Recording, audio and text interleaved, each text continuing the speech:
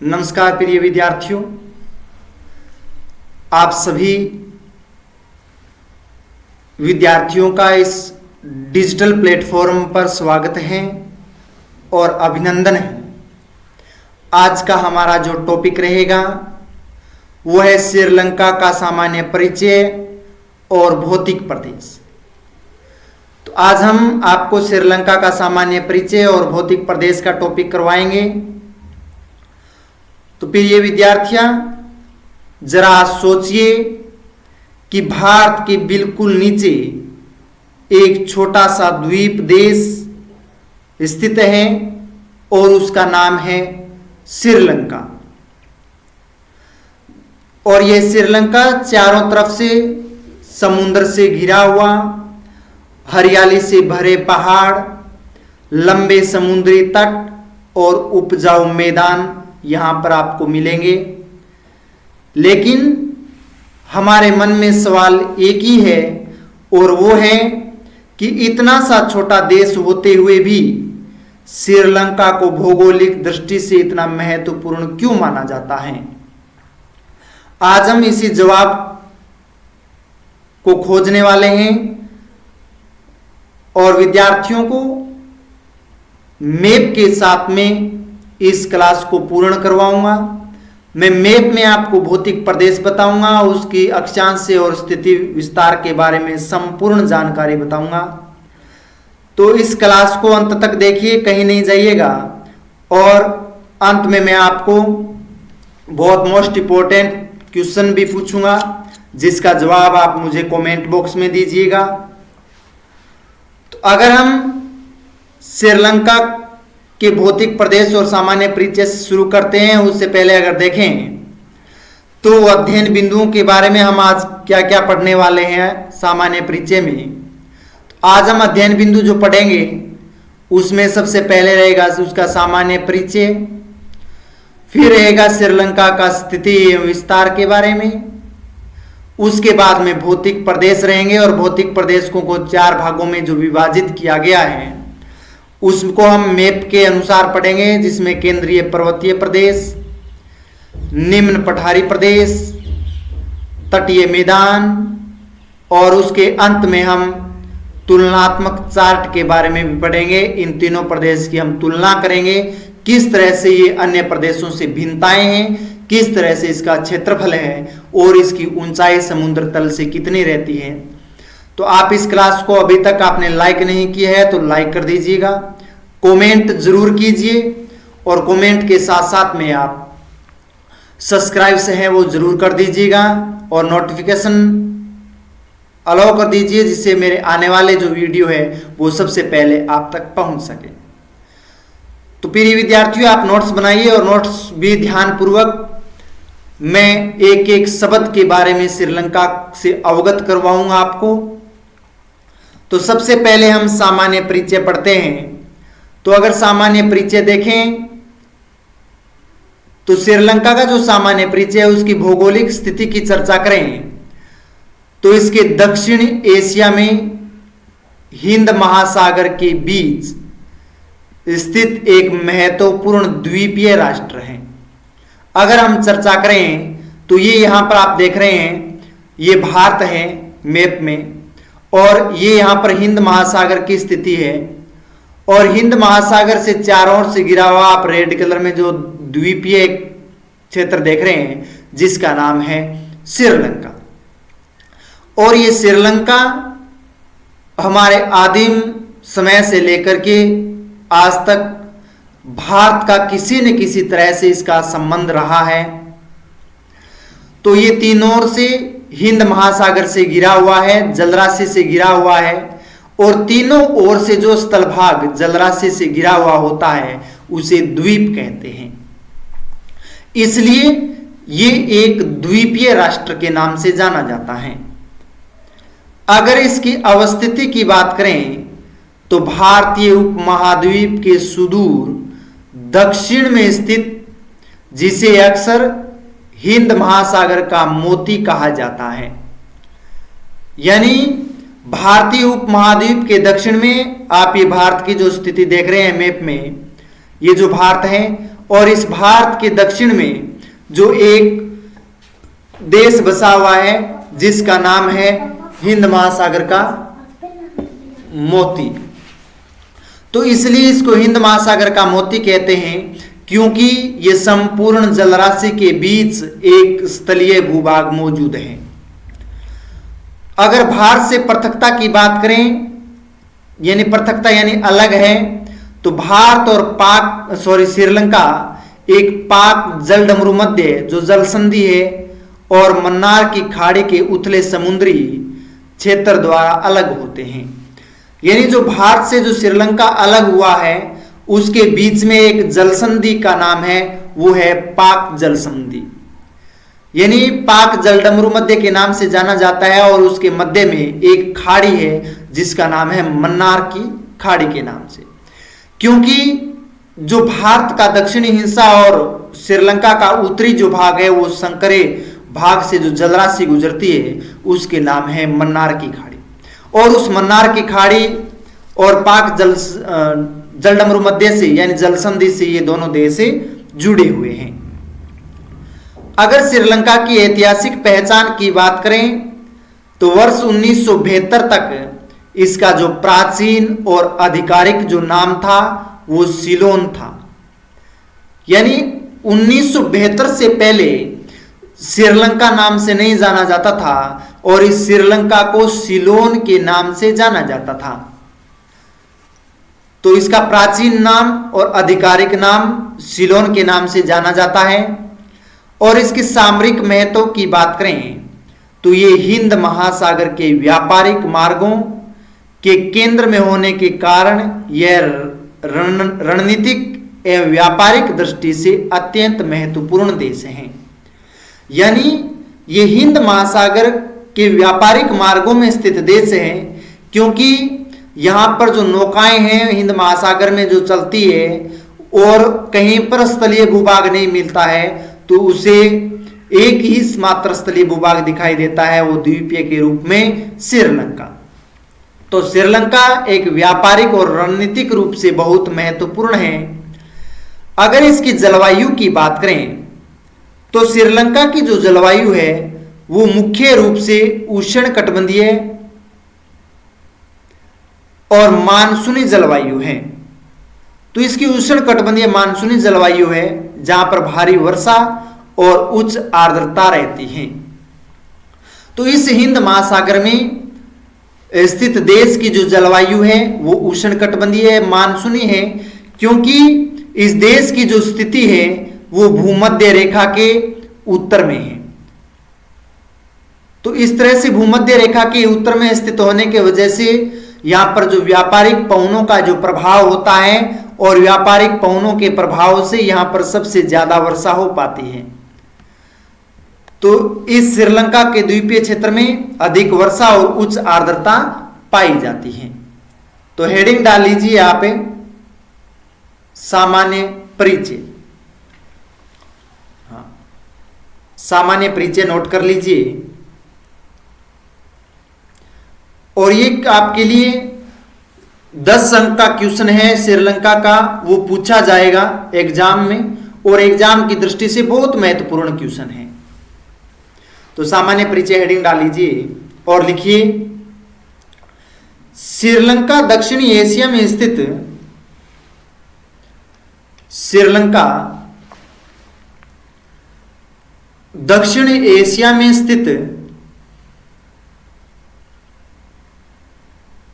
हिंद महासागर का दक्षिण एशिया में स्थित हिंद महासागर का एक महत्वपूर्ण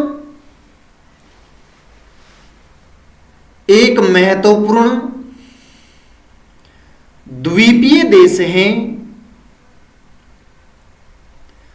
एक महत्वपूर्ण द्वीपीय देश है।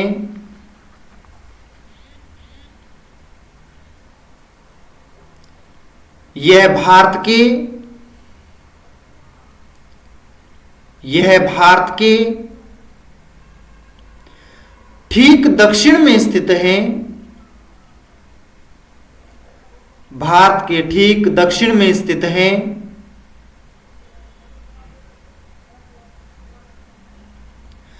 और भारत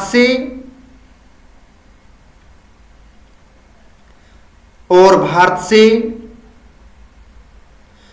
पाक जलडमरू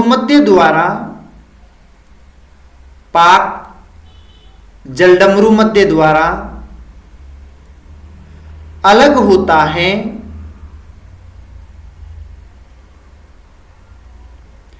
पाक जलडमरू मध्य द्वारा अलग होता है।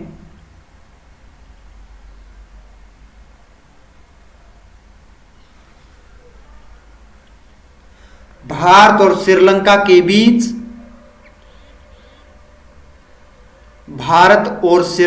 के बीच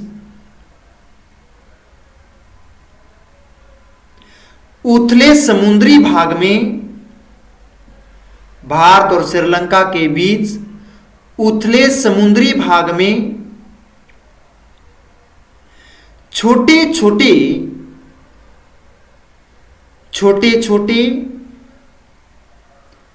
द्वीपों की एक श्रृंखला पाई जाती है। छोटे छोटे द्वीपों की एक श्रृंखला पाई जाती है,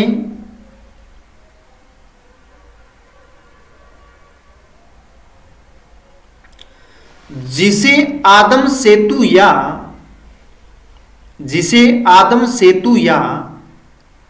राम सेतु कहा जाता है।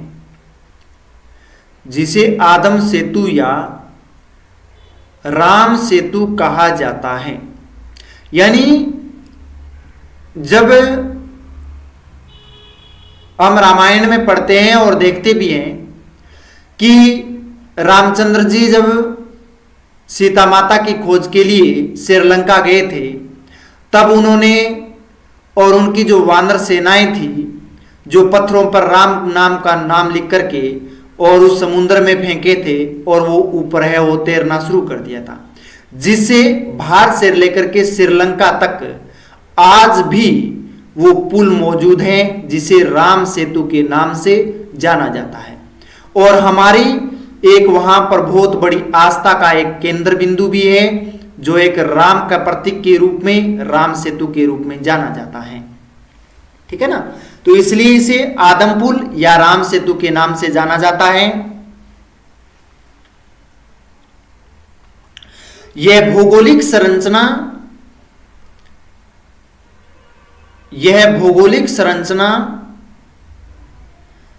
दोनों देशों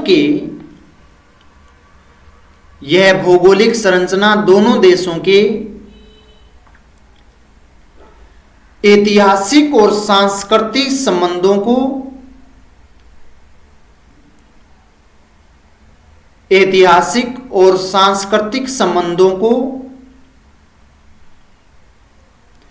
दर्शाती है। ऐतिहासिक और सांस्कृतिक संबंधों को दर्शाती है।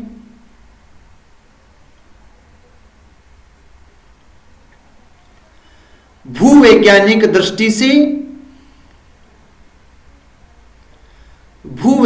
दृष्टि से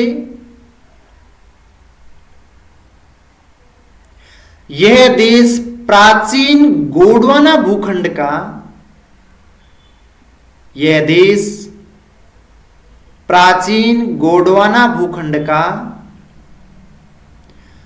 अवशेष माना जाता है।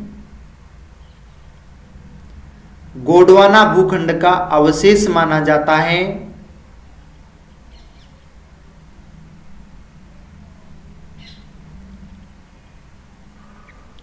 यहां की चट्टानों की संरचना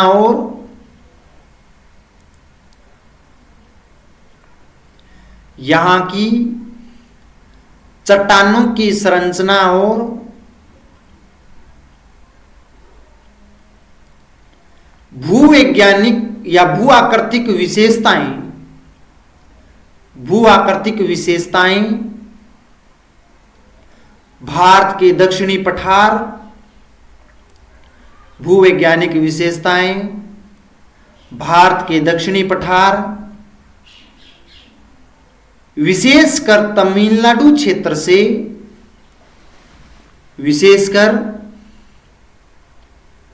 तमिलनाडु क्षेत्र से अत्यधिक समानता रखती है, अत्यधिक समानता रखती है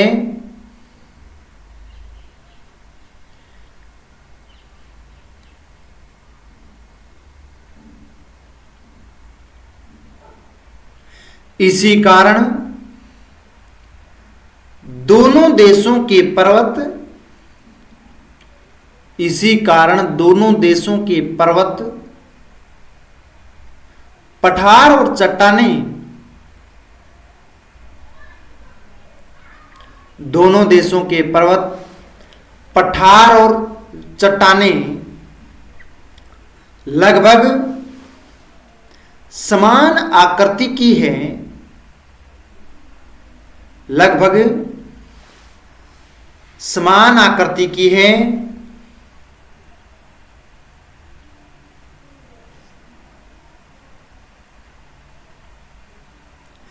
प्राकृतिक सौंदर्य, प्राकृतिक सौंदर्य, मसालों, चाय उत्पादन और प्राकृतिक सौंदर्य, मसालों, चाय उत्पादन और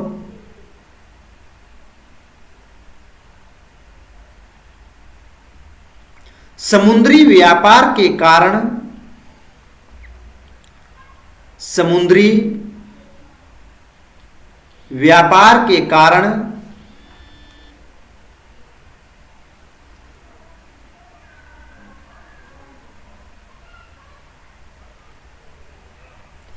प्राचीन काल में श्रीलंका को, समुद्री व्यापार के कारण प्राचीन काल में श्रीलंका को पूर्व का मोती कहा जाता था,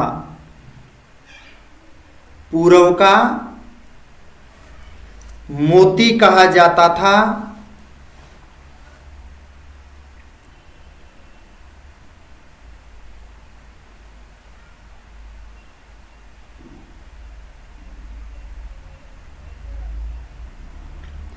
तो ये था श्रीलंका का सामान्य परिचय, जो हमने विस्तार से इसके बारे में चर्चा की और पढ़े। अब सामान्य परिचय में आप डायग्राम बना लीजिए। यहां पर आप मैप बना लीजिए, यानी इसकी स्थिति कहां है और श्रीलंका कहां पर स्थित है। तो ये आप पूरा मैप है वो एशिया महाद्वीप का बनाना चाहे तो एशिया महाद्वीप का आप बना सकते हैं, ये मैप। और एशिया महाद्वीप में यहाँ पर भारत है, ये चीन है, ये भारत, ये श्रीलंका आता है। तो इसको मैप में है वो अच्छी तरीके से दर्शा लीजिए। और मैप होते हैं वो एग्जाम की दृष्टि से आपके लिए बहुत बहुत महत्वपूर्ण होते हैं, ठीक है ना। तो आप बना लीजिए।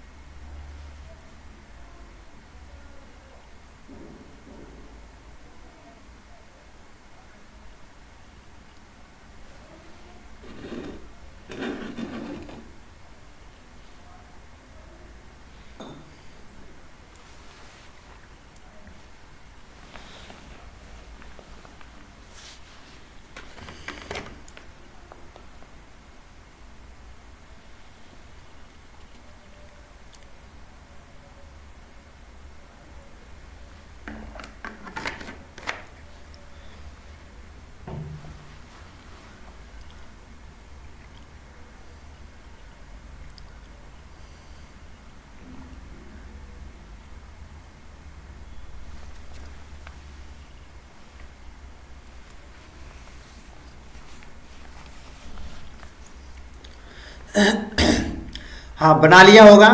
तो अब हम सामान्य परिचय के बाद में अगर हम पढ़ें तो वो आएगा हमारा स्थिति एवं विस्तार के बारे में। अगर हम श्रीलंका की स्थिति और विस्तार के बारे में अगर पढ़ें तो उसकी सबसे पहले अक्षांशीय स्थिति का पता करें। तो श्रीलंका पूर्ण रूप से भूमध्य रेखा के उत्तर में यानी उत्तरी गोलार्ध में स्थित है।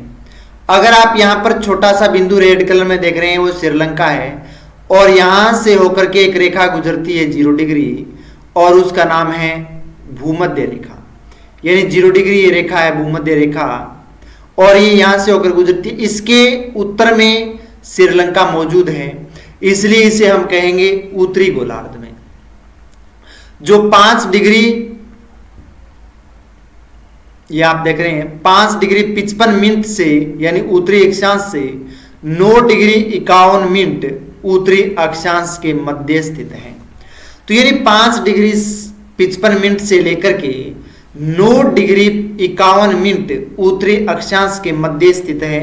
यानी इसके श्रीलंका का जो दक्षिणी जो हिस्सा है वो आता है, ये जो हिस्सा है वो आता है 5 डिग्री 55 मिनट, और इसका जो उत्तरी भाग जो आता है ये भाग आता है वो है 9 डिग्री 51 मिनट।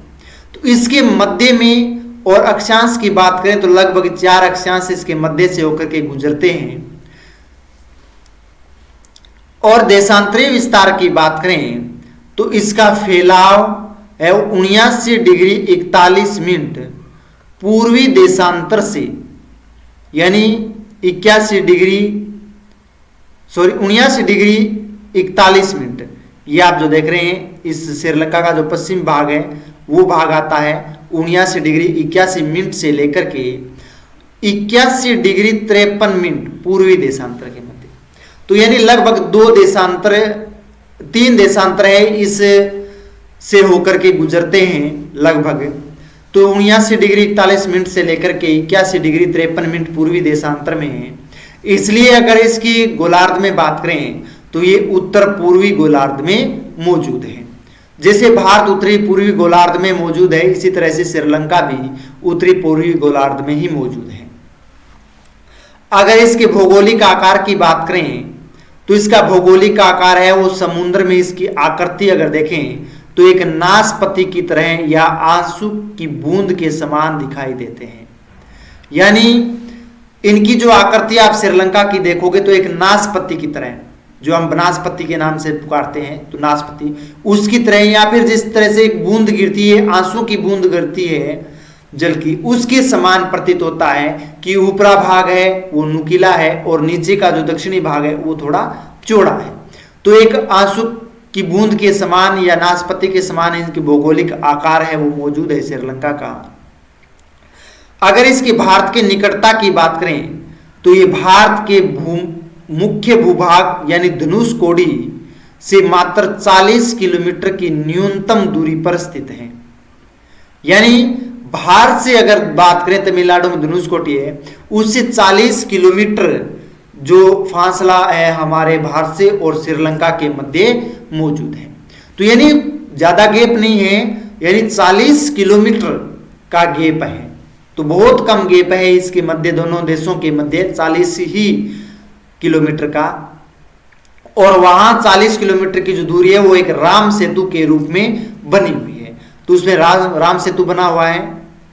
अगर समुद्रीय तटीय सीमा की बात करें तो यह देश चारों ओर से हिंद महासागर से घिरा हुआ है। यानी चारों ओर से जिस जलराशि से घिरा हुआ है वह है हिंद महासागर से। तो यहां पर आपको पहले भी बताया था मैंने, यहां पर हिंद महासागर की स्थिति है, जलीय भाग की स्थिति है ये। तो हिंद महासागर से चारों ओर है वो घिरा हुआ है, इसलिए इसे द्वीपीय राष्ट्र के नाम से जाना जाता है। अगर इसकी जलसंधि की बात करें तो अभी आपको बताया था भारत और श्रीलंका के बीच है वो पाक जलडमरू मध्य एक प्राकृतिक विभाजक का कार्य करती है, यानी दोनों देशों को अलग करती है पाक जलसंधि के रूप में। तो ये था स्थिति विस्तार, तो आप नोट कर लीजिए नोटबुक में, मैं आपको लिखवा देता हूं इससे संबंधित एक एक पॉइंट बहुत मोस्ट इंपोर्टेंट रहेंगे। हाँ, हेडिंग डाल लीजिए स्थिति विस्तार।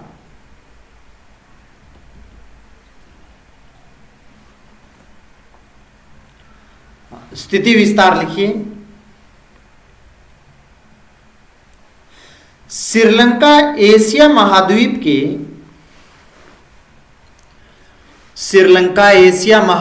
के दक्षिणी भाग में स्थित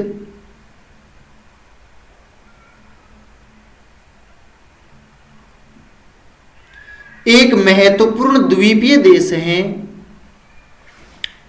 एक महत्वपूर्ण द्वीपीय देश है। यह भारत के दक्षिण में हिंद महासागर में स्थित है। यह भारत के दक्षिण में हिंद महासागर में स्थित है।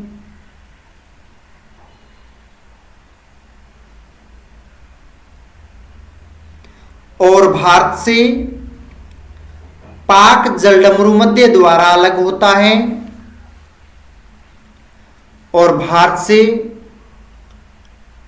पाक जलडमरू मध्य द्वारा अलग होता है।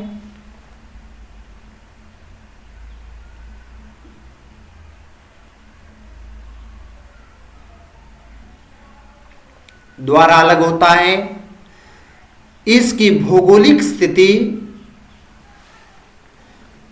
भौगोलिक स्थिति हिंद महासागर के प्रमुख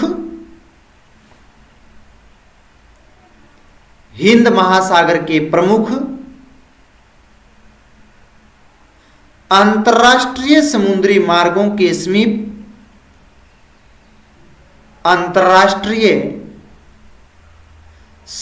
मार्गों के समीप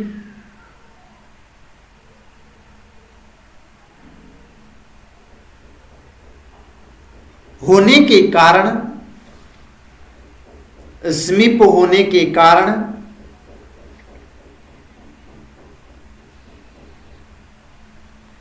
के कारण इसे व्यापारिक और सामरिक दृष्टि से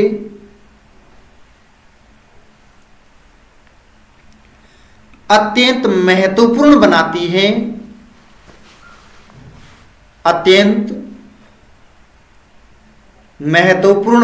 है।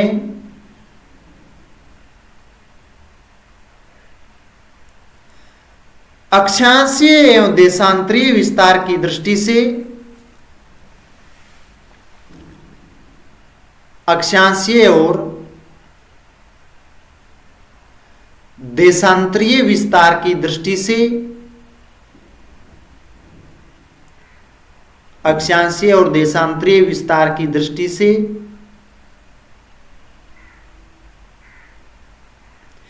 श्रीलंका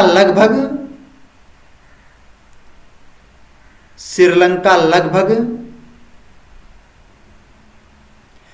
5 डिग्री 55 मिनट उत्तरी अक्षांश से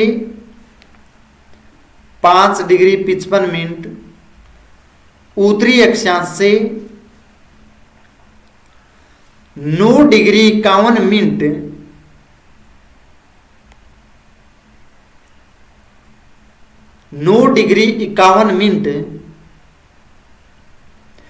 उत्तरी अक्षांश के मध्य स्थित है।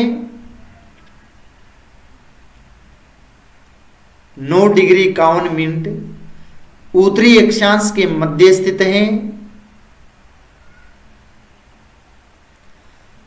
तथा देशांतरीय विस्तार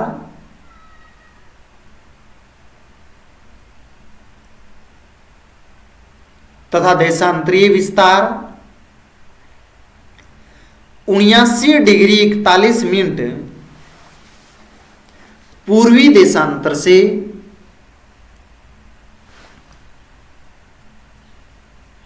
79 डिग्री 41 मिनट पूर्वी देशांतर से 81 डिग्री 53 मिनट 81 डिग्री 53 मिनट पूर्वी देशांतर के मध्य स्थित है। पूर्वी देशांतर के मध्य स्थित है।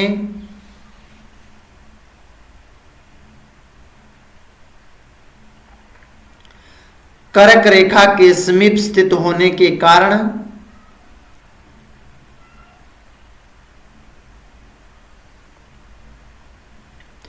कर्क रेखा के समीप स्थित होने के कारण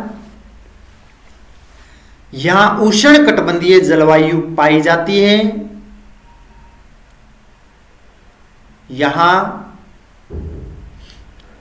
उष्णकटिबंधीय जलवायु पाई जाती है।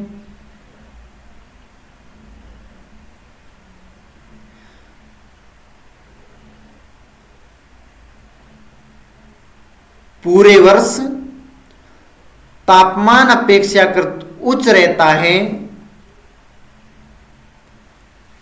पूरे वर्ष तापमान अपेक्षाकृत उच्च रहता है।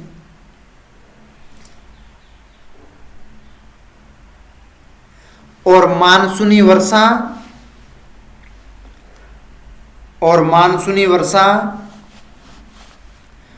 प्रमुख जलवायु विशेषता है। मानसूनी वर्षा प्रमुख जलवायु विशेषता है।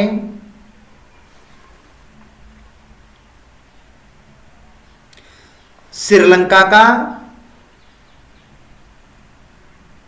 उत्तर से दक्षिण विस्तार लगभग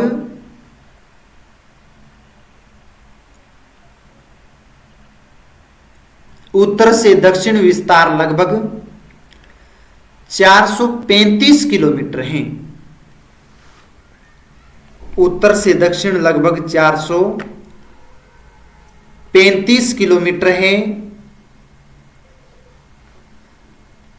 तथा पूर्व पश्चिम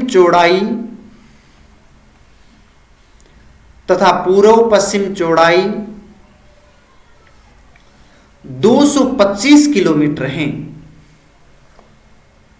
225 किलोमीटर है, यानी इसकी उत्तर से दक्षिण जो लंबाई है वो अधिक है, जो 435 किलोमीटर की है। और आप मैप को देखोगे तो एक ओस की बूंद की या आंसू की बूंद की तरह प्रतीत होता है, तो उसकी ऊंचाई होती है वो लंबाई इस तरह से बड़ी होती है। अगर इसकी चौड़ाई को इस तरह से देखें तो इसकी चौड़ाई बहुत कम है, 225 ही किलोमीटर है। तो लंबाई 435 और चौड़ाई 225 किलोमीटर है। आकार में छोटा होने के बावजूद, हाँ आगे नोट कीजिए, आकार में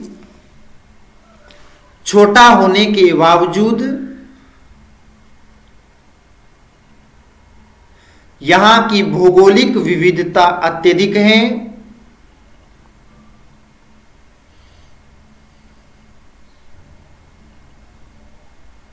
यहां की भौगोलिक विविधता अत्यधिक है।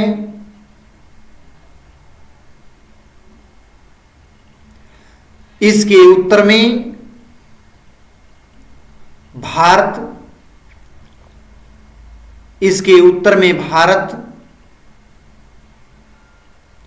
पूर्व में बंगाल की खाड़ी,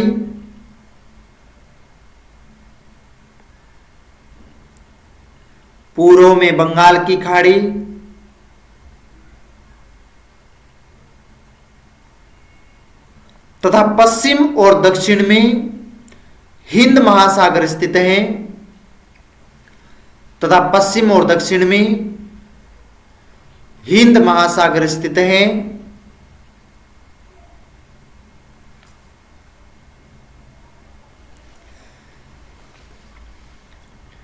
इसकी स्थिति के कारण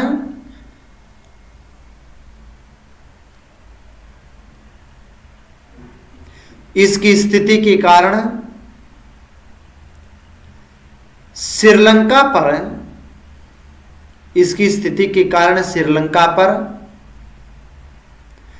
दक्षिण पश्चिम मानसून और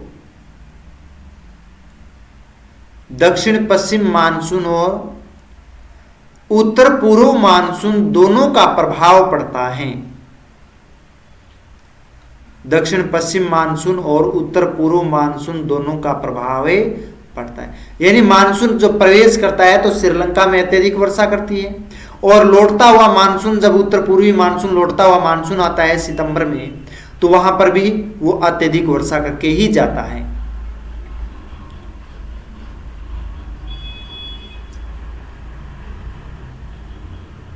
तो ये था स्थिति और विस्तार के बारे में हमने पढ़ा है श्रीलंका का, जो 5 डिग्री 55 मिनट उत्तरी अक्षांश से लेकर के 9 डिग्री 51 मिनट उत्तरी अक्षांश तक है। ये अक्षांशीय विस्तार है।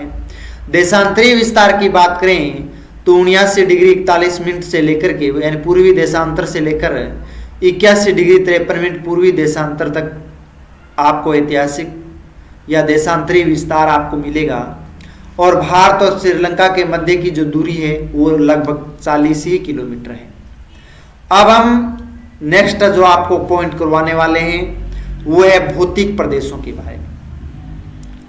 तो हम भौतिक प्रदेश पढ़ेंगे श्रीलंका के। जो आप ये मैप देख रहे हैं, ये आप मैप है श्रीलंका का, और इस श्रीलंका के मैप में आप भौतिक प्रदेशों देखोगे तो आपको 3 भौतिक प्रदेश आपको मिलेंगे। आप जो ग्रीन कलर में आप जो देख रहे हैं मध्यवर्ती भाग में, ये भाग जो देख रहे हैं वो आएगा केंद्रीय पर्वतीय प्रदेश। ये जो आप नाम देख रहे हैं ये पूरा केंद्रीय पर्वतीय प्रदेश है, ऊंची ऊंची पर्वत श्रृंखलाएं यहाँ पर हैं, तो वो श्रीलंका का मध्यवर्ती भाग है।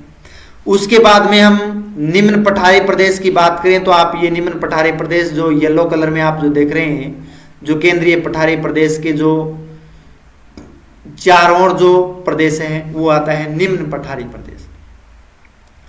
उसके बाद में हम 4 नंबर पढ़ेंगे, वो है जो आप देख रहे हैं नीले ब्लू कलर में तटीय मैदान, और हिंद महासागर से घिरा हुआ है इसलिए इसके चारों ओर तटीय प्रदेश है वो पाया जाता है। तो सबसे अधिक मात्रा में तटीय प्रदेश यहाँ पर है क्योंकि ये जलराशि से घिरा हुआ है हिंद महासागर से, इसलिए ये तट पर स्थित हैं। अगर भौतिक प्रदेश की बात करें तो श्रीलंका को भू आकृतिक बनावट और ऊंचाई के आधार पर 3 प्रमुख भागों में वर्गीकृत किया गया है। तो यानी 3 भागों में विभाजित किया गया है श्रीलंका को, और वो 3 भाग कौन कौन से हैं? तो सबसे पहले आता है केंद्रीय पर्वतीय प्रदेश। जो केंद्रीय पर्वतीय प्रदेश आपने जो ये देखा है ग्रीन कलर में दिखाई दे रहा है, और यह द्वीप का सबसे ऊंचा और मध्य भाग है। तो यहाँ आप देख रहे हैं यानी ये इस द्वीपीय देश का यानी श्रीलंका का मध्यवर्ती यानी बीच का भाग है, और ये सबसे ऊंचा भौतिक प्रदेश है। इसके साथ साथ में यहाँ पर ऊंचे पर्वत, गहरी घाटियां और सुंदर पठार स्थित हैं। यानी इस क्षेत्र में ऊंचे ऊंचे पर्वत श्रृंखला आपको मिलेंगे, गहरी घाटियां भी मिलेगी, और सुंदर पठार क्षेत्र है वो भी यहाँ पर देखने को मिलेगा। तो ये यहाँ पर पर्वत और पठारी गहरी घाटियां और पठारी प्रदेश में केंद्रीय भाग आता है। अगर यहाँ के मुख्य बिंदु की या फिर मुख्य विशेषता की बात करें तो इस केंद्रीय प्रदेश में चाय के जो बागान हैं वो लगाए जाते हैं, और अधिकांश नदियों का उद्गम यहीं से होता है। यानी श्रीलंका के जो चाय के जो बागान हैं, जो चाय पैदा की जाती है वो केंद्रीय पर्वतीय प्रदेश से ही की जाती है, और वहाँ पर सीढ़ीदार कृषि की जाती है जिसमें चाय का उत्पादन किया जाता है। और इसके साथ साथ में यहाँ से अधिकांश जो नदियाँ हैं श्रीलंका की, उन सभी नदियों का उद्गम स्थल केंद्रीय पर्वतीय ही प्रदेश है। अगर 2 नंबर निम्न पठारी प्रदेश की बात करें तो आप निम्न पठारी प्रदेश ये आप येलो कलर में जो देख रहे हैं केंद्रीय पर्वतीय प्रदेश के चारों ओर, तो इसमें अगर देखें तो यह पर्वतीय प्रदेश और तटीय मैदानों के बीच एक संक्रमण क्षेत्र है। यानी ये तटीय प्रदेश है और इसके मध्य केंद्रीय प्रदेश है, तो इनके बीच में जो प्रदेश है और वो आता है निम्न पठारी प्रदेश। और ये संक्रमण प्रदेश इसलिए है क्योंकि इसमें कुछ हिस्सा या कुछ भाग, थोड़ा भाग है वो तटीय प्रदेश का आ जाता है, कुछ इसकी विशेषता है वो केंद्रीय पर्वतीय प्रदेश की आ जाती है, इसलिए इसको संक्रमण क्षेत्र कहा जाता है। यानी दोनों प्रदेशों से ये जुड़ा हुआ है, बीच में है। अगर यहाँ की पहाड़ियों की ऊंचाई कम हो जाती है तथा ढलान है वो तीव्र हो जाता है, यानी निम्न तटीय प्रदेश में जो पहाड़ियों की जो चित्रे हुए रूप में, बिखरे हुए रूप में पहाड़ियां पाई जाती है उसकी ऊंचाई कम हो जाती है, यानी कम ऊंचाई पर है, परंतु उनकी जो ढाल होती है वो तीव्र हो जाती है। पठारों की ढाल होती है वो तीव्र ढाल होती है, ऊपर का जो भाग होता है वो टेबल नुमा होता है, मेज नुमा। तो इसलिए ढाल है वो ढलान है वो धीमी होती है, तीव्र नहीं, धीमी ढाल होती है और कम ऊंचाई होती है। अगर 3 नंबर तटीय मैदान की बात करें तो तटीय मैदान है वो द्वीप का सबसे विस्तृत भाग है जो समुद्र तट के चारों ओर फैला हुआ है। जो आप ब्लू कलर में देख रहे हैं ये हिंद महासागर के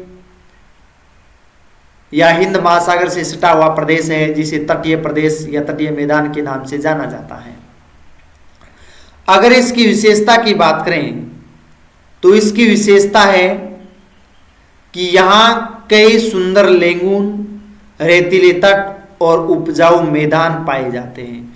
यानी यहां पर बहुत सारे लेगून पाए जाते हैं और इसके साथ साथ में यहां पर रेतीले तट भी पाए जाते हैं जो समुद्र की या ज्वार भाटा या फिर जब समुद्र की लहरें उठती है उनके साथ में नवीन मृदा है वो जमी हो जाती है।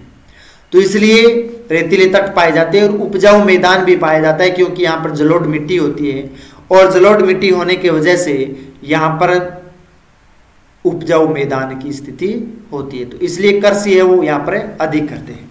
तो हेडिंग डाल लीजिए 3 नंबर भौतिक प्रदेश। हाँ 3 नंबर हेडिंग डाल लो भौतिक प्रदेश।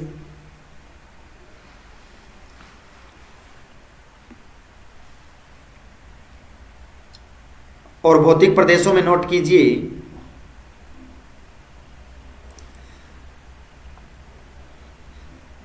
श्रीलंका के भौतिक प्रदेशों को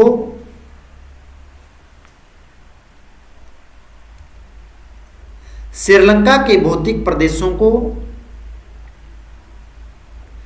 मुख्यतः 3 भागों में विभाजित किया जाता है। मुख्यतः 3 भागों में विभाजित किया जाता है। हाँ तीनों के नाम लिख लीजिए नीचे। केंद्रीय पर्वतीय प्रदेश, हाँ 1 नंबर है केंद्रीय पर्वतीय प्रदेश, 2 नंबर है निम्न पठारी प्रदेश,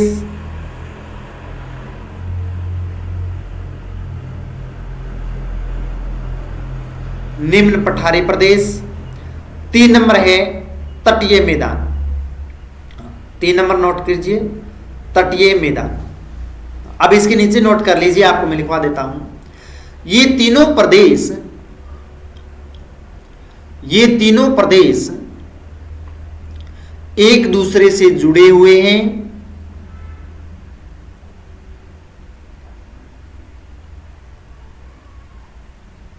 ये तीनों प्रदेश एक दूसरे से जुड़े हुए हैं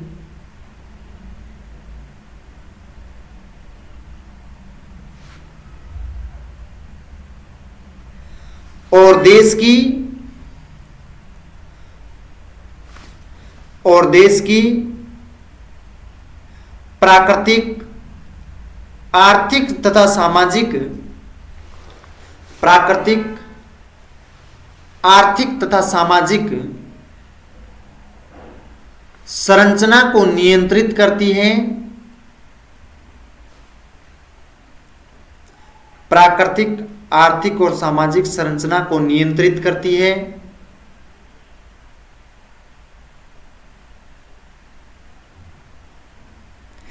केंद्रीय पर्वतीय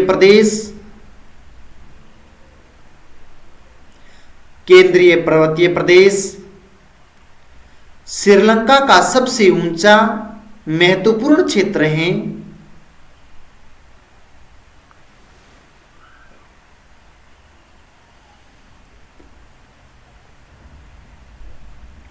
श्रीलंका का ऊंचा महत्वपूर्ण क्षेत्र है जो देश के दक्षिणी मध्य भाग में स्थित है। देश के दक्षिणी मध्य भाग में स्थित है। केंद्रीय पर्वतीय प्रदेश के चारों ओर केंद्रीय पर्वतीय प्रदेश के चारों ओर निम्न पठारी प्रदेश विस्तृत हैं।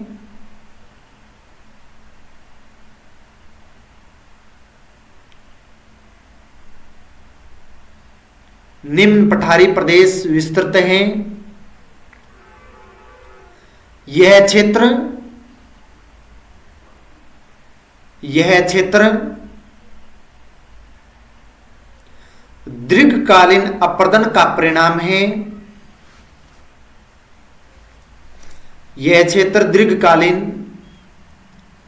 अपर्दन का परिणाम है।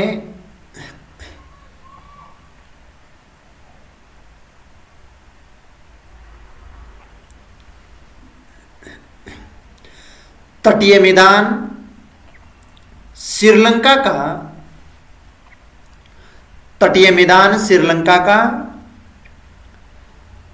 सबसे विस्तृत भौतिक प्रदेश है। तटीय मैदान श्रीलंका का सबसे विस्तृत भौतिक प्रदेश है।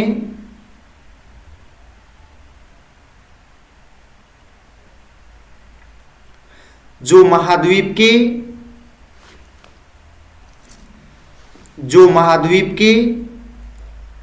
चारों ओर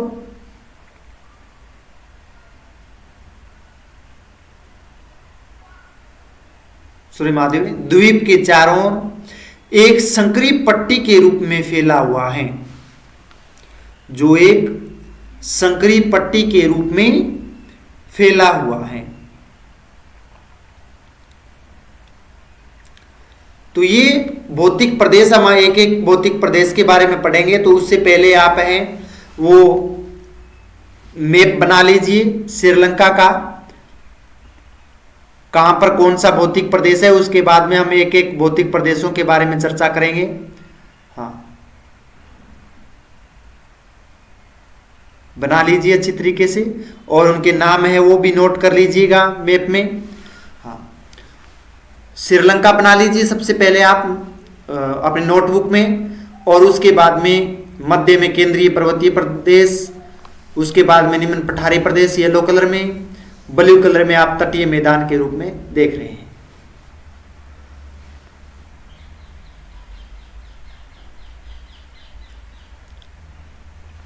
दो मिनट का वक्त है आपके पास में, बना लीजिए।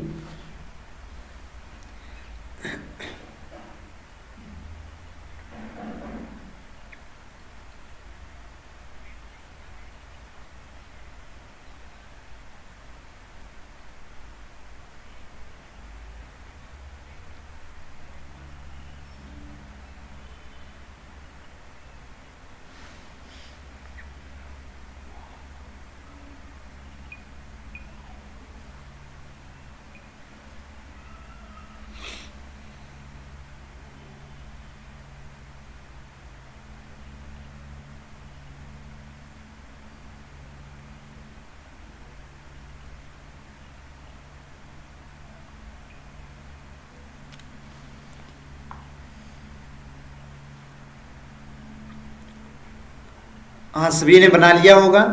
अब हम सबसे पहले पढ़ेंगे केंद्रीय पर्वतीय प्रदेश के बारे में।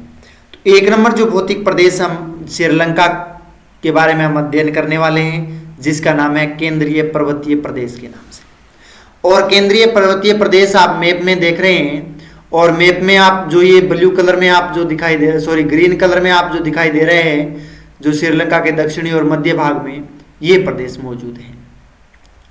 अगर इसके महत्व की अगर हम बात करें तो इसका महत्व है वो श्रीलंका का सबसे ऊंचा रणनीतिक और भौगोलिक दृष्टि से महत्वपूर्ण प्रदेश है।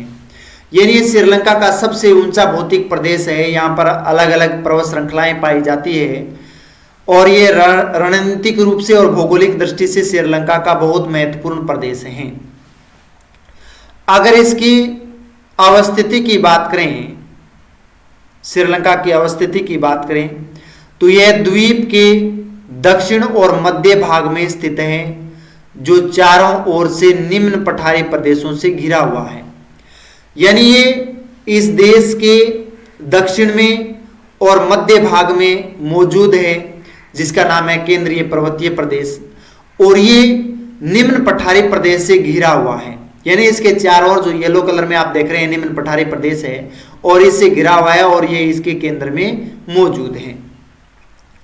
अगर इसकी भूगर्भिक संरचना की बात करें तो भूगर्भिक संरचना में यह क्षेत्र अत्यंत प्राचीन खोडालाइट श्रेणी की कायांतरित चट्टानों से बना हुआ है, यानी ये प्रदेश कायांतरित चट्टानों से निर्मित है। जो आप चट्टान को तीन प्रकार में पढ़ने हैं, आग्नेय चट्टान है, कायांतरित चट्टान है और अवसादी चट्टान है। जो रूप परिवर्तित होता है और रूप परिवर्तित होने के बाद में कायांतरित चट्टानों का निर्माण होता है। तो ये कायांतरित चट्टान है यहाँ पर, जो केंद्रीय पर्वतीय प्रदेश के रूप में हम पढ़ रहे हैं। इसकी ऊंचाई की बात करें तो इसकी औसत ऊंचाई है वो लगभग 1500 मीटर है। तो इस केंद्रीय पर्वतीय प्रदेश की औसत ऊंचाई 1500 मीटर के आसपास है। इसके साथ साथ में सर्वोच्च शिखर की बात करें, यानी मुख्य शिखर या ऊंचा पर्वत की बात करें तो पिदुरुल तालागाला ये पर्वत चोटी सबसे ऊंची है, पिदुरु तालागाला। तो पिदुरु तालागाला जो पर्वत चोटी है जिसकी ऊंचाई 2524 किलोमीटर है और यह श्रीलंका की सबसे ऊंची चोटी है। तो पिदुरु तालागाला जो पर्वत चोटी है जो केंद्रीय पर्वतीय प्रदेश में पाई जाती है और वो श्रीलंका की सबसे ऊंची पर्वत चोटी है जिसकी ऊंचाई 2524 मीटर है। और यहाँ पर आप देख रहे हैं ये पर्वत श्रेणी है यहाँ पर, ठीक है ना, जिसका नाम है पिदुरु तालागाला। तो पिदुरु तालागाला है जिसकी ऊंचाई 2524 मीटर है और ये श्रीलंका की सबसे ऊंची पर्वत चोटी है। अगर इसके अपवाह तंत्र की बात करें केंद्रीय पर्वतीय प्रदेश की तो यहां से नदियां हैं वो चारों दिशाओं में निकलती है, जिसे रेडियल अपवाह तंत्र कहा जाता है। यानी ये केंद्र में है, इस तरह से केंद्र में मौजूद है यहाँ पर है और इससे होकर के सभी नदियां हैं यहाँ से निकलती है इस तरह से, चाहे वो पूर्व का भाग हो, चाहे फिर वो उत्तर का भाग हो, चाहे फिर वो पश्चिम का भाग हो, चाहे फिर वो दक्षिण का हिस्सा हो। इस तरह से नदियां हैं वो निकलती है। तो ये केंद्र में है और इसके चारों ओर से नदियां निकलती है जिसे हम रेडियल अपवाह तंत्र कहा जाता है, यानी जिसके चारों ओर से नदियां निकलती है। अगर इस प्रदेश की विशेषता की बात करें तो अपनी ठंडी और शुष्क जलवायु के लिए प्रसिद्ध है, यानी यहाँ पर आर्द्र हवाएं चलती है और समुद्र से घिरा हुआ ये एक द्वीपीय देश है। तो यहाँ पर ठंडी और शुष्क जलवायु यानी सम जलवायु भी पाई जाती है। और इस देश में विश्व प्रसिद्ध चाय के बागान का मुख्य केंद्र है। तो यहाँ पर चाय के बागान है वो लगाए जाते हैं और श्रीलंका में चाय का उत्पादन है वो प्रमुख रूप से होता है। तो अधिक मात्रा में चाय का उत्पादन भी यहाँ पर किया जाता है। तो हेडिंग डाल लीजिए आप 1 नंबर केंद्रीय पर्वतीय प्रदेश। आपने जो भौतिक प्रदेश 3 नंबर लगा रखा है उसमें 1 नंबर डाल लीजिए भौतिक प्रदेशों में केंद्रीय पर्वतीय प्रदेश। हाँ,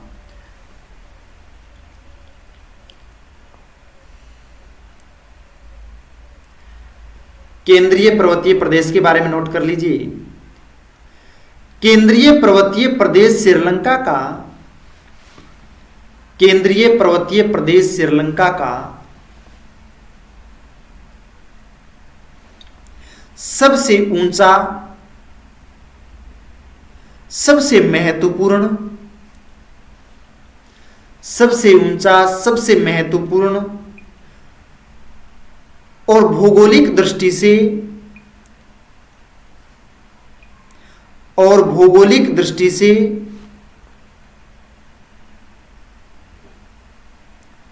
अत्यंत प्रभावशाली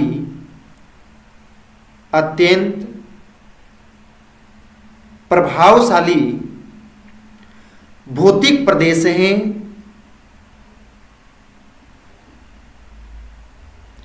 अत्यंत प्रभावशाली भौतिक प्रदेश हैं।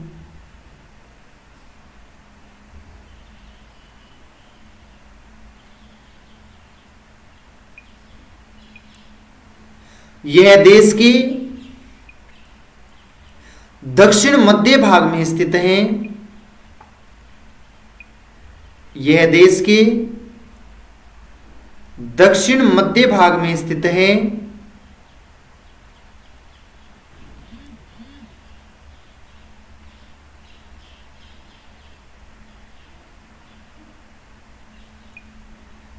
दक्षिण मध्य भाग में स्थित है और चारों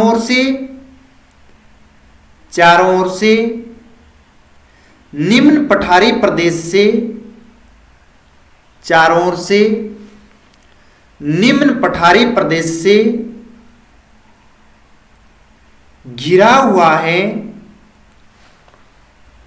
निम्न पठारी प्रदेश से घिरा हुआ है। इस प्रदेश की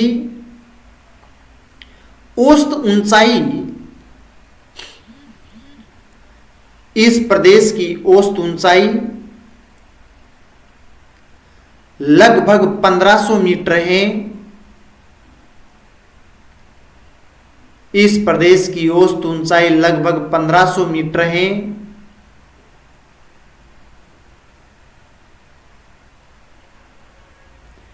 जिससे यह श्रीलंका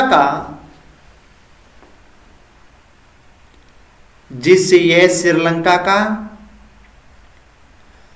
प्रमुख उच्च भूमि क्षेत्र बन जाता है। प्रमुख उच्च भूमि क्षेत्र बन जाता है।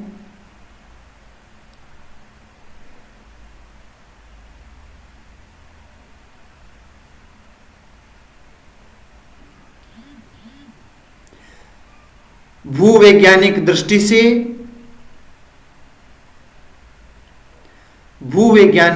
से यह भारत के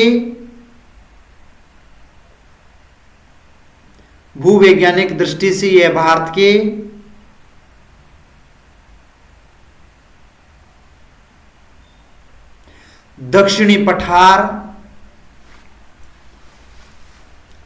दक्षिणी पठार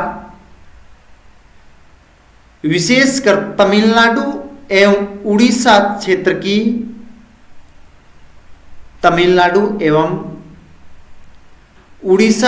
की चट्टानों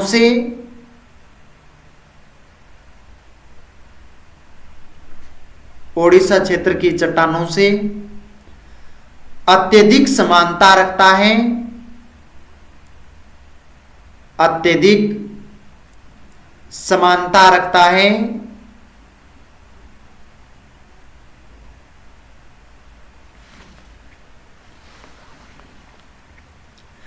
जिससे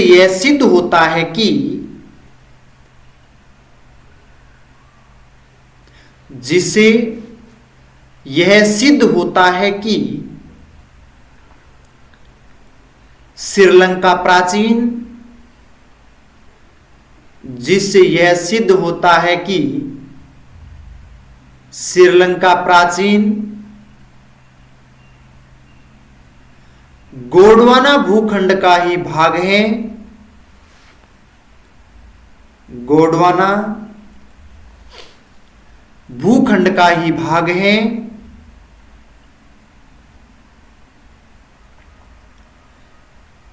केंद्रीय पर्वतीय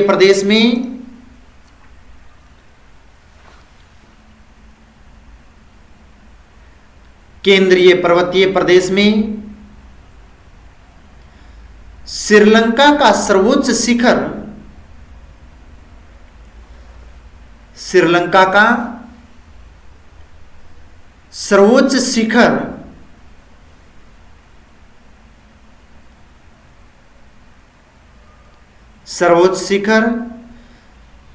पिदुरु तालागाला, स्क्रीन पर नाम है, नोट कर लीजिए।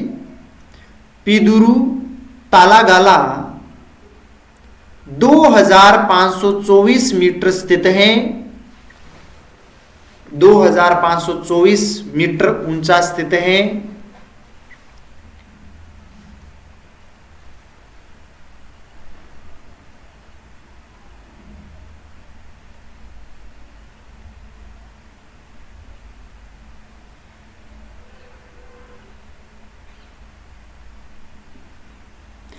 यह प्रदेश श्रीलंका की, यह प्रदेश श्रीलंका की,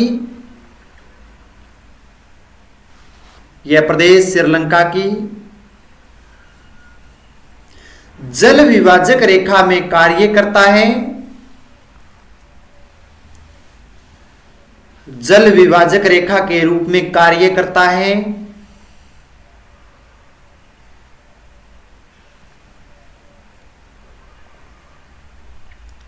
यहीं से देश की,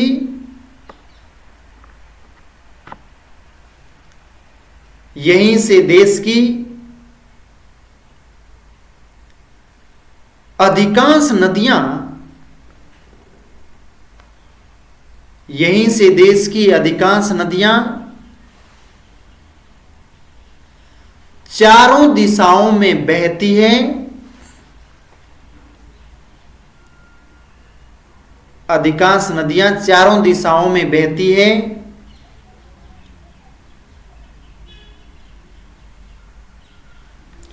जिसके कारण,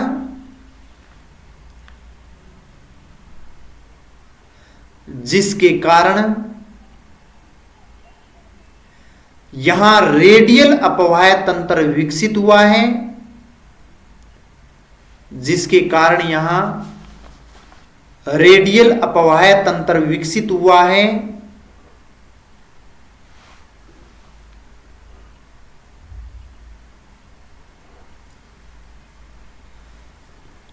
अपवाह तंत्र विकसित हुआ है।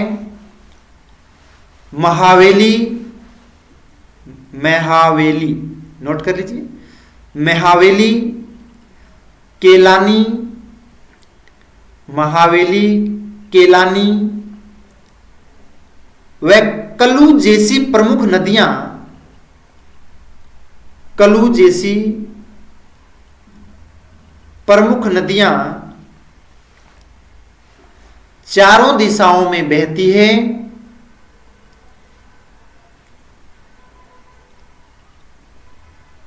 महावेली, केलानी, कलू जैसी प्रमुख नदियां इसी क्षेत्र से निकलती है।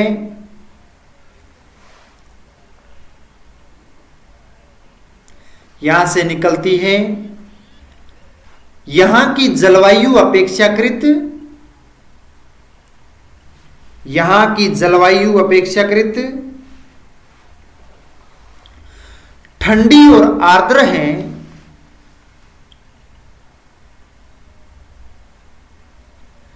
ठंडी और आर्द्र हैं।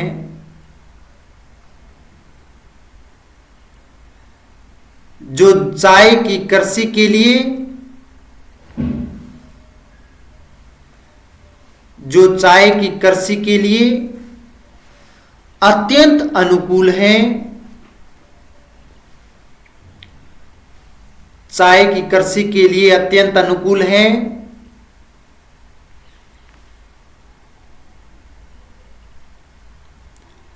घने वन, घने वन, जलप्रपात और घने वन, जलप्रपात और प्राकृतिक सौंदर्य, घने वन, जलप्रपात और प्राकृतिक सौंदर्य इस क्षेत्र की प्रमुख विशेषता है। इस क्षेत्र की प्रमुख विशेषता है।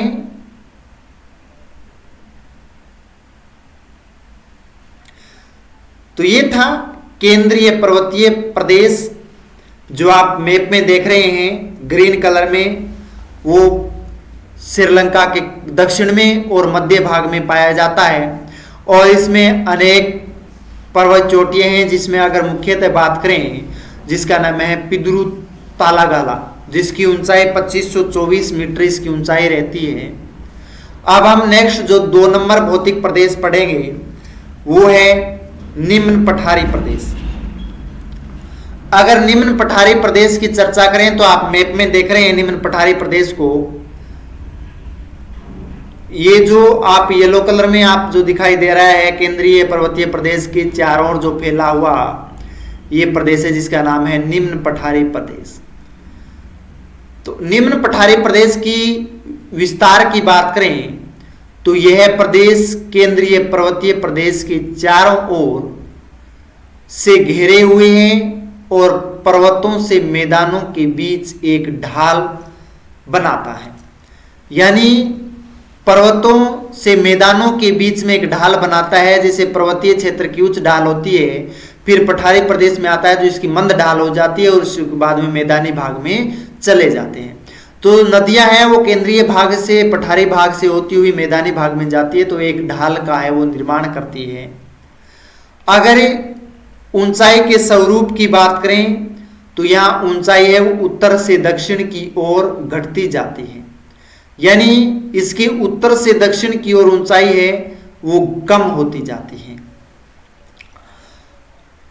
ऊपरी भाग की अगर बात करें तो इसकी ऊंचाई जो रहती है वो 500 से 1000 मीटर रहती है और निचला जो भाग है जिसमें 200 से 500 मीटर की ऊंचाई है वो रहती है।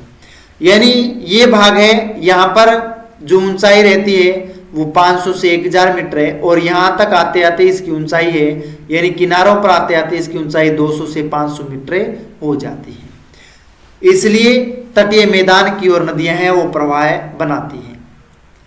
इसके बाद में भू आकृति की बात करें तो ये लंबे समय तक निरंतर अपर्दन की प्रक्रिया के कारण यहां की भूमि समतल हो गई है। यानी लगातार नदियां हैं वो उच्च क्षेत्रों से केंद्रीय पर्वतीय प्रदेश से आती है, अपने साथ में मिट्टी है, गाद है, कंकड़ है, पत्थर है वो लेकर के आती है और इस भाग में जमा करती है। इसलिए यहाँ की भूमि अब लगातार जो पहले उबड़ खाबड़ थी अब वो निम्न भाग भर जाने से निक्षेपण होने की वजह से ये समतल हो गई है, जिससे कई स्थानों पर पेलिप्लेन या जिसे बोलते हैं संप्राय मैदान का निर्माण हो गया है। यानी एकदम समतल मैदान का निर्माण होना जिसे पेनिप्लेन या संप्राय मैदान के नाम से जाना जाता है। अगर इसके प्रमुख क्षेत्र की बात करें तो उत्तर में स्थित जाफना प्रायद्वीप इसी भू आकृतिक प्रदेश का एक महत्वपूर्ण हिस्सा है। जो उत्तर में स्थित है जाफना प्रायद्वीप जो तीनों ओर से जलराशि से घिरा हुआ है और तीनों ओर से जलराशि से घिरा हुआ है उसे प्रायद्वीप कहा जाता है जिसका नाम है जाफना प्रायद्वीप, जो इसी निम्न पठारी प्रदेश का हिस्सा है वो माना जाता है। इसके साथ साथ में आर्थिक महत्व की अगर बात करें तो सबसे पहले कृषि से संबंधित अगर पढ़ें तो यह क्षेत्र विविध फसलों के लिए उपयुक्त है। यानी यहाँ पर अलग अलग प्रकार की फसलों का उत्पादन है वो किया जाता है। और मानव बस्तियां या बसावट की बात करें तो ये समतल भूभाग और अनुकूल परिस्थितियों के कारण मानव की जो बसावट का है वो संघन विकास हुआ है। यानी यहाँ पर मानव विकास है वो सबसे ज्यादा हुआ है और मानव है वो संघन रूप से यहाँ पर अपनी बस्तियां हैं वो स्थापित करते हैं। ठीक है ना। तो यहाँ पर जनसंख्या घनत्व है वो केंद्रीय पर्वतीय प्रदेश की तुलना में उच्च पाया जाता है। तो 2 नंबर हेडिंग डाल लीजिए निम्न पठारी प्रदेश। 2 नंबर है निम्न पठारी प्रदेश। नोट कर लीजिए निम्न पठारी प्रदेश के बारे में। निम्न पठारी प्रदेश, निम्न पठारी प्रदेश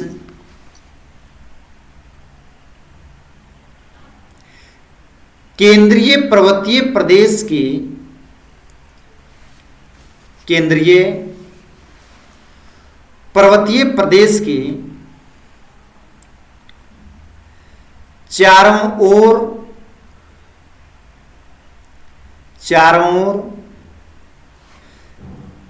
विस्तृत एक महत्वपूर्ण भौतिक प्रदेश है। विस्तृत एक महत्वपूर्ण भौतिक प्रदेश है।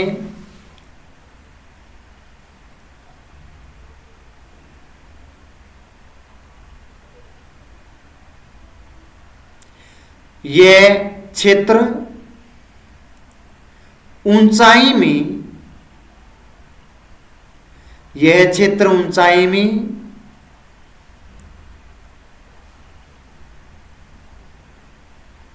घटता हुआ तटीय मैदानों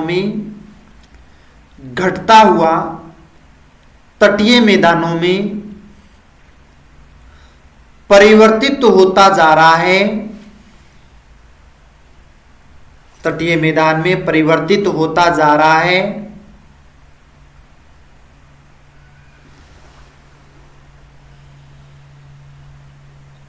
इस प्रदेश की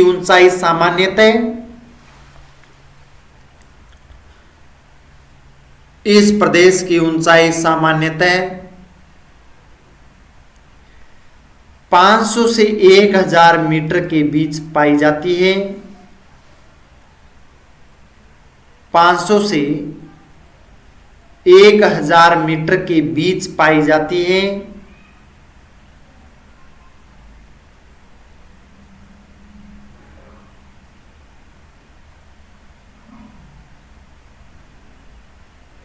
यह प्रदेश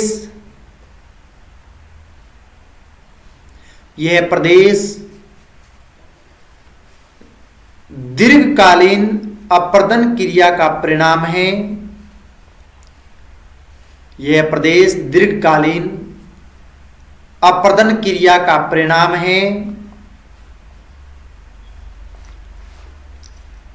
लंबे समय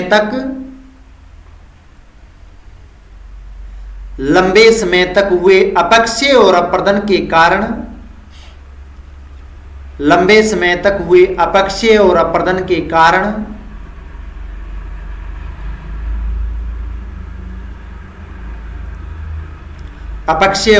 के कारण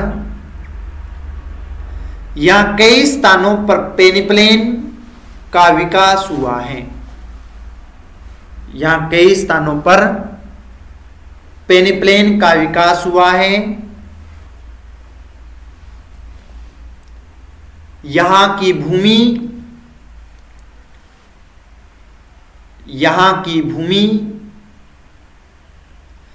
अपेक्षाकृत समतल है।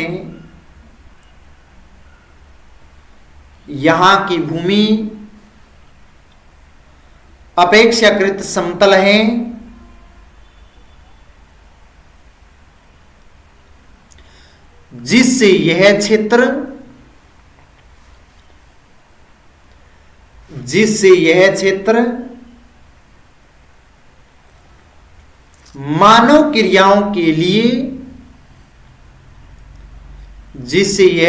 मानव क्रियाओं के लिए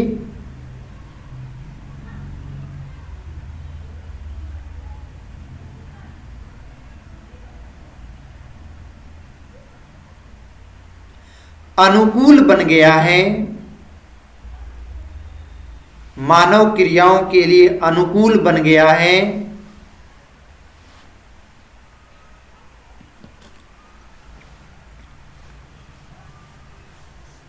निम्न पठारी प्रदेश में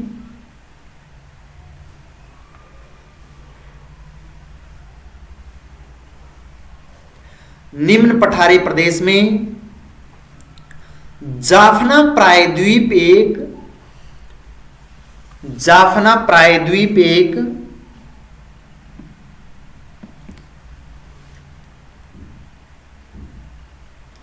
महत्वपूर्ण भाग है। जाफना प्रायद्वीप एक महत्वपूर्ण भाग है जहां मुख्यतः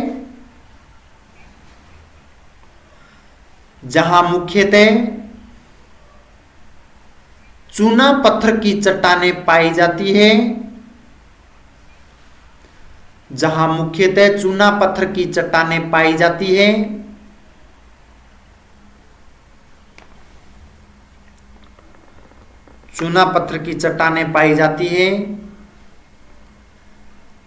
इस क्षेत्र में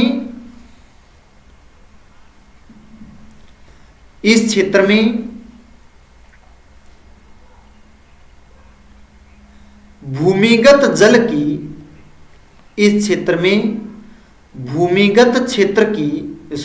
की उपलब्धता अधिक है। भूमिगत जल की उपलब्धता अधिक है, जिससे कृषि को प्रोत्साहन मिला है, जिससे कृषि को प्रोत्साहन मिला है,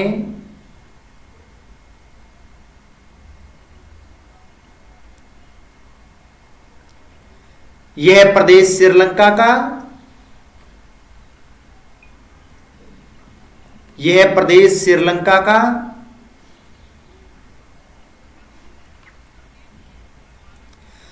प्रमुख कृषि क्षेत्र है, यह प्रदेश श्रीलंका का प्रमुख कृषि क्षेत्र है। यहां धान, नारियल, गन्ना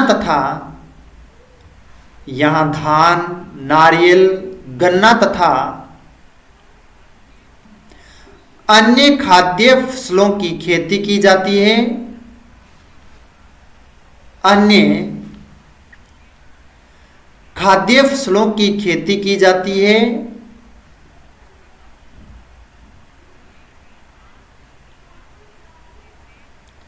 भूमि की उर्वरता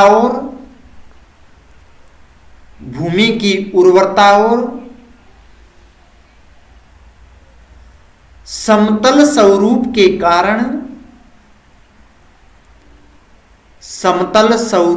कारण यहां जनसंख्या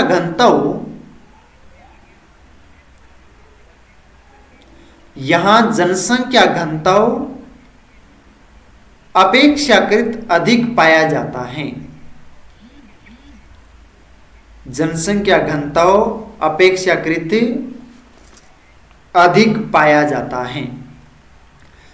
तो ये था निम्न पठारी प्रदेश, जो हमने मैप के रूप में और इसके नोट्स करवाए हैं। आप येलो कलर में आप देख सकते हैं इसकी स्थिति निम्न पठारी प्रदेश की। अब जो हमारा जो तीसरा मोस्ट इंपोर्टेंट, जो श्रीलंका की दृष्टि से भी और हमारी आज की इस क्लास की दृष्टि से भी मोस्ट इंपोर्टेंट ये भौतिक प्रदेश रहेगा, और उसका नाम है तटीय मैदान। तो 3 नंबर हम भौतिक प्रदेश में पढ़ेंगे तटीय मैदान के रूप में। जो आप यहाँ पर तट के रूप में देख रहे हैं, ये ब्लू कलर में आप मैप बना करके आपको दर्शाया गया है तटीय मैदान में, आप जिससे आपको आसानी से है वो समझ में आ सके। तो ये तटीय मैदान है, क्योंकि श्रीलंका चारों ओर से जलराशि से घिरा हुआ है, तो इनके चारों ओर ही तटीय भूभाग है वो पाया जाता है।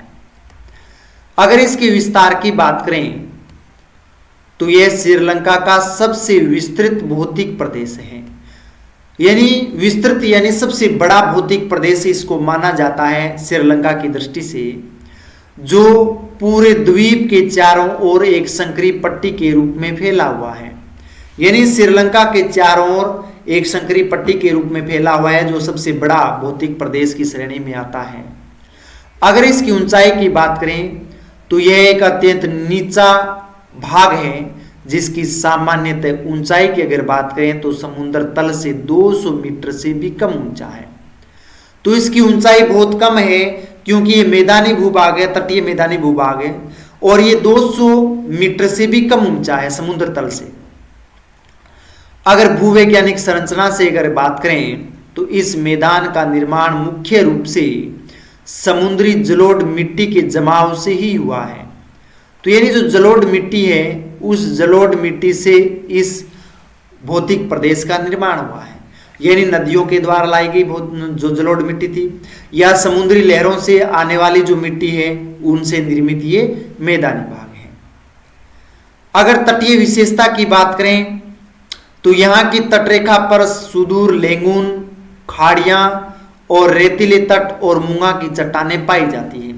यानी यहाँ पर जो प्रवाल से निर्मित लेंगून है वो पाए जाते हैं।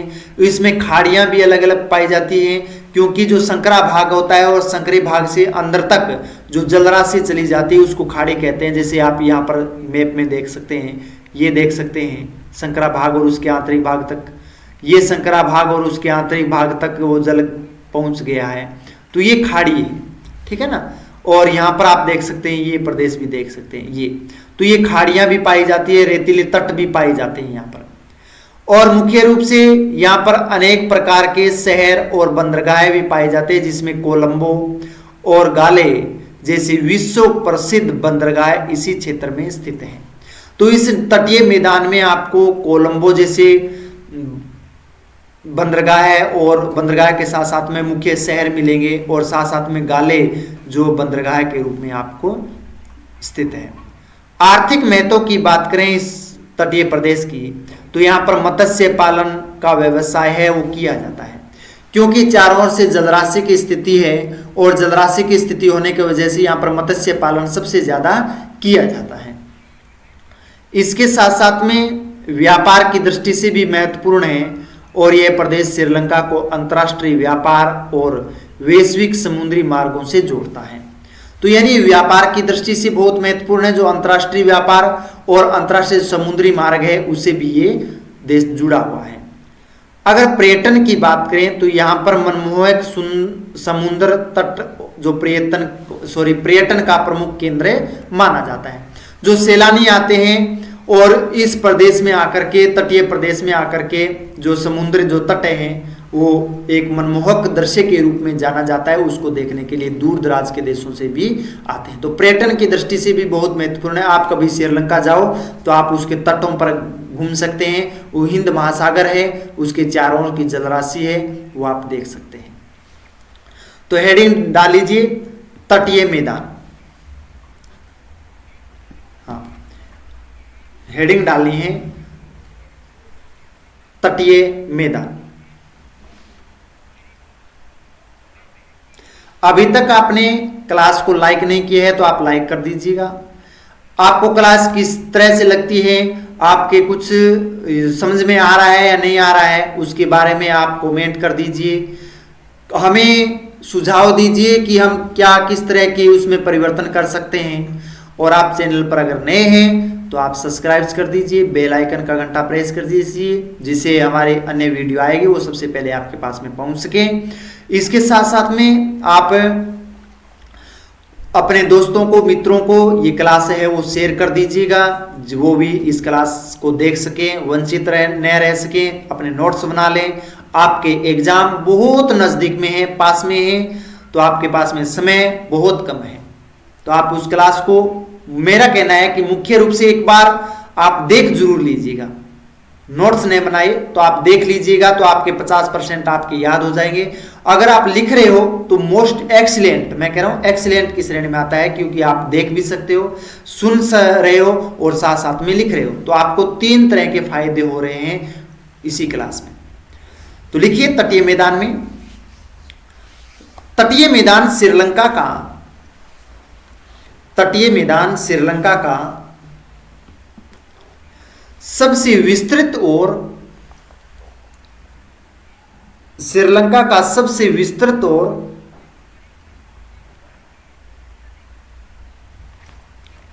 आर्थिक दृष्टि से, सबसे विस्तृत और आर्थिक दृष्टि से सबसे महत्वपूर्ण प्रदेश हैं, सबसे महत्वपूर्ण भौतिक प्रदेश हैं।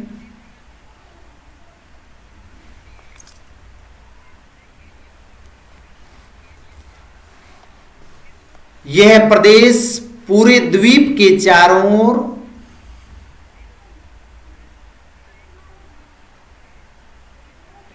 यह प्रदेश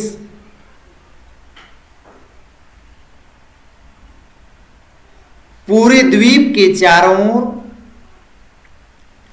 एक संकरी पट्टी के रूप में फैला हुआ है, एक संकरी पट्टी के रूप में फैला हुआ है।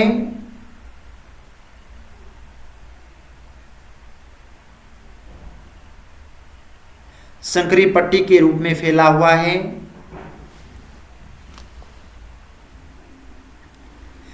इसकी ऊंचाई सामान्यतः 1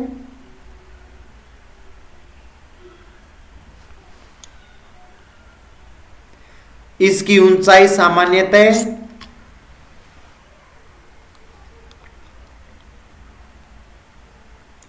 200 मीटर से भी कम पाई जाती है। 200 मीटर से भी कम पाई जाती है।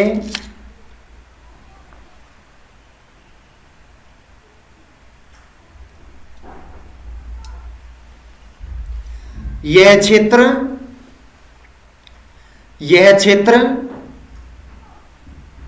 समुद्र द्वारा लाई गई, यह क्षेत्र समुद्र द्वारा लाई गई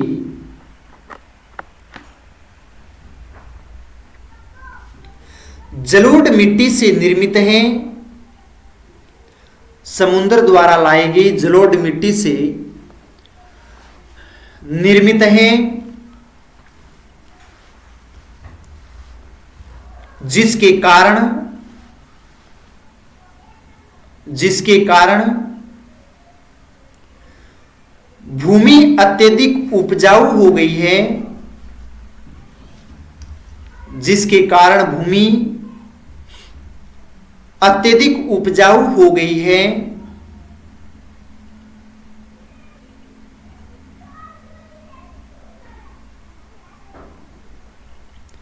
इसी कारण तटीय मैदानों में, इसी कारण तटीय मैदानों में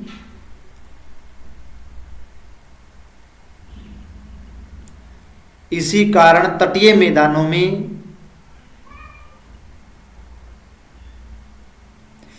कृषि और मानव बसावट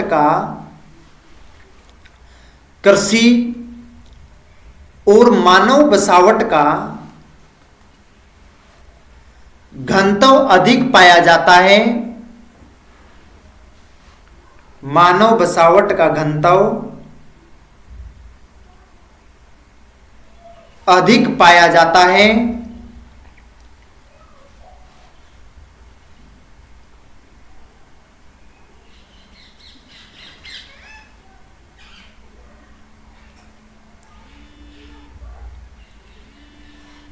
तटीय मैदानों में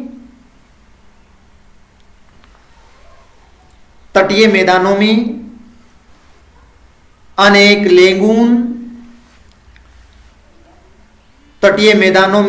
लेगून, खाड़ियां,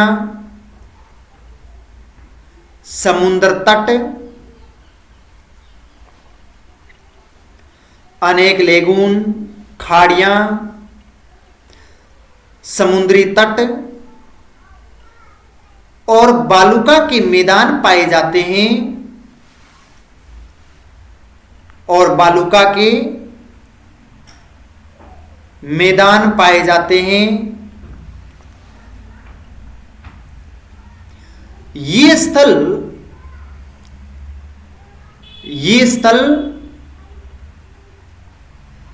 मत्स्य पालन के लिए,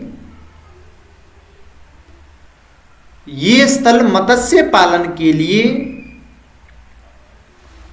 अत्यंत उपयुक्त हैं। मत्स्य पालन के लिए अत्यंत उपयुक्त हैं।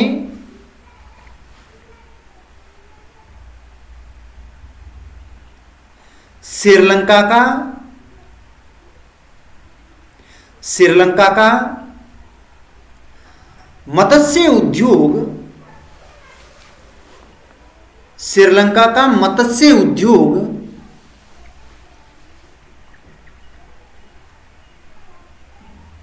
इसी क्षेत्र पर आधारित है। मत्स्य उद्योग इसी क्षेत्र पर आधारित है।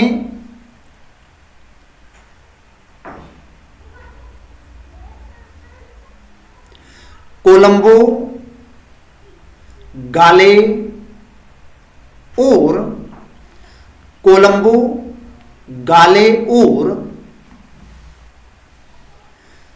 त्रिकोमाली, कोलंबो, गाले और त्रिकोमाली जैसे प्रमुख बंदरगाहें त्रिकोमाली जैसे प्रमुख बंदरगाहें इसी प्रदेश में स्थित हैं। इसी प्रदेश में स्थित हैं।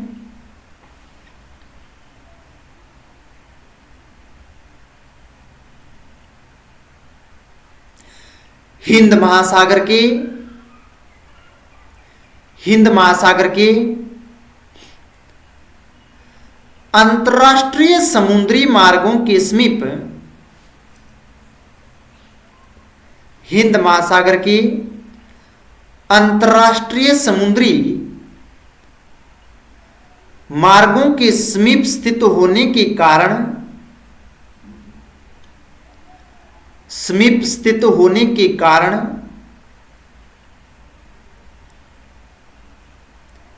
यह क्षेत्र स्थित होने के कारण यह क्षेत्र अंतर्राष्ट्रीय व्यापार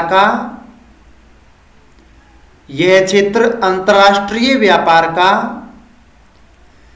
केंद्र बन गया है। अंतर्राष्ट्रीय व्यापार का केंद्र बन गया है।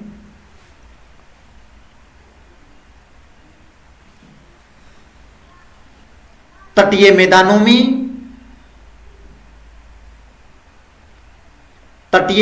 में नारियल, धान, रबर,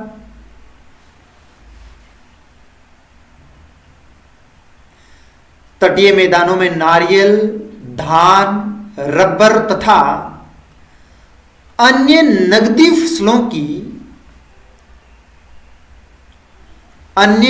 फसलों की कृषि बड़े पैमाने पर की जाती है।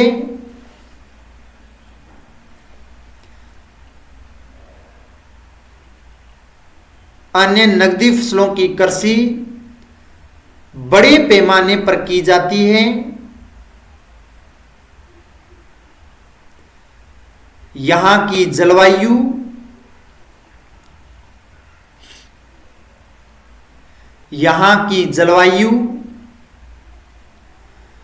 उष्ण और आर्द्र है। यहां की जलवायु उष्ण और आर्द्र है,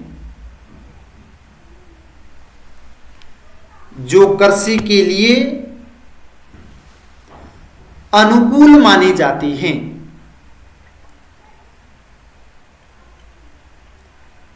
जो कृषि के लिए अनुकूल मानी जाती है।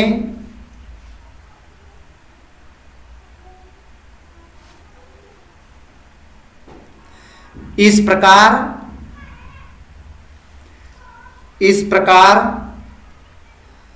तटीय मैदान श्रीलंका को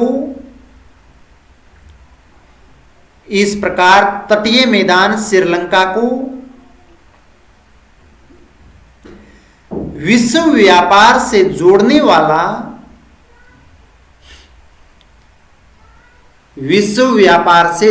वाला प्रमुख भौतिक प्रदेश हैं। जोड़ने वाला प्रमुख भौतिक प्रदेश है और देश की भौतिक प्रदेश है और देश की आर्थिक प्रगति में इसकी भूमिका, आर्थिक प्रदेश में इसकी भूमिका अत्यंत महत्वपूर्ण है। इसकी भूमिका अत्यंत महत्वपूर्ण है। तो प्रिय विद्यार्थियों, ये था तटीय मैदान। अब तटीय मैदान के बारे में हम तीनों के तुलनात्मक रूप से पढ़ें, तीनों प्रदेशों को। तो हम यहां पर देख सकते हैं कि एक तरफ हम पढ़ेंगे भौतिक प्रदेश, दूसरी तरफ उनकी ऊंचाई कितनी है, तीसरे इसमें प्रमुख विशेषता क्या है और इसका आर्थिक महत्व क्या क्या है। तो भौतिक प्रदेशों में हम तीनों पढ़ेंगे। तो इसमें सबसे पहले है केंद्रीय प्रदेश, और केंद्रीय प्रदेश की औसत ऊंचाई की बात करें तो वो औसत ऊंचाई रहती है 1500 मीटर से अधिक। और इसकी प्रमुख जो विशेषता है वो है पर्वत शिखर जो सबसे ऊंचा है, जिसका नाम है पिदुरु तालागाला। जो पिदुरु तालागाला पर्वत शिखर है वो केंद्रीय पर्वतीय प्रदेश का सबसे ऊंचा है। आर्थिक महत्व की बात करें तो ठंडी जलवायु है, जो चाय उत्पादन के लिए उत्तम है। यहाँ पर पर्यटन की दृष्टि से बहुत महत्वपूर्ण है और यहाँ पर जल विद्युत का उत्पादन भी किया जाता है। तो केंद्रीय प्रदेश है वो श्रीलंका के आर्थिक रूप में अगर जलवायु की बात करें तो ठंडी जलवायु है और इसलिए वहां पर चाय का उत्पादन किया जाता है। पर्यटन की दृष्टि से वहां पर महत्वपूर्ण क्षेत्र है और जल विद्युत का उत्पादन भी किया जाता है। इसके साथ साथ में 2 नंबर निम्न पठार के रूप में पढ़ें तो इसकी ऊंचाई के रूप में अगर हम पढ़ें तो इसकी ऊंचाई है वो औसत रूप में 1500 से लेकर के 1000 मीटर इसकी औसत ऊंचाई है वो रहती है। तो 500 से 1000 मीटर इसकी औसत ऊंचाई है। और औसत ऊंचाई के साथ साथ में इसकी प्रमुख विशेषता की बात करें तो पेनिप्लेन या संप्राय मैदान के रूप में ये प्रदेश विस्थापित है। पहले ये प्रदेश एक उबड़ खाबड़ धरातल के रूप में होता था।